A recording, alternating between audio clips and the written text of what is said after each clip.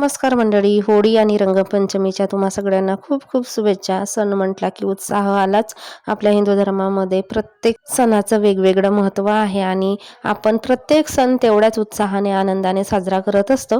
तर आज होता होळीचा सण। रुद्रांश बघा छान असा झोपलेला आहे, लवकर काही उठला नाही आणि सुट्टी पण आहे मुलांना त्याच्यामुळे। आणि याचं कसं असते, शाळा असली की लवकर उठत नाही आणि सुट्टी असली की लवकर उठतो। मी माझं आवरून मग आपल्या कामाला सुरुवात केली बघा। आणि सण म्हटला की दुप्पट काम होतातच, मग झाड लोट स्वच्छता पण तेवढीच महत्त्वाची, पूजापाठ अतिउत्साह असतो सण म्हटला की। तेवढ्याच निर्मळ मनाने पवित्र मनाने आपण पूजापाठ घरातली कामं करतो। एक दिवसाआधी रुद्रांशने ही पिचकारी आणली होती बघा, आणि आणलं तेव्हापासून तर तो रात्री पण खेळत असतो। रात्री कसं लवकर हा झोपत नाही आणि मुलं आहेत आमच्या चाळीमध्ये, त्याच्यामुळे मस्त पाणी भरतो आणि रात्री केव्हा बघेल तेव्हा तो खेळतच असतो पिचकारी।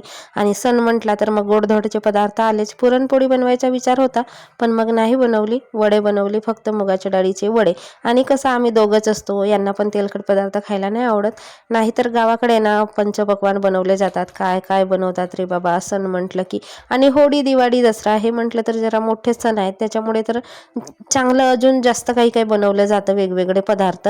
आणि आम्ही गावाकडे गेलो नव्हतो, इथेच होतो, त्याच्यामुळे सण सणासारखं वाटत नाही। गावाकडचे दिवस वेगळेच असतात आणि गावाकडचे सण सुद्धा तेवढ्याच आनंदात उत्साहात साजरे केले जातात, मग ते छोटे मोठे का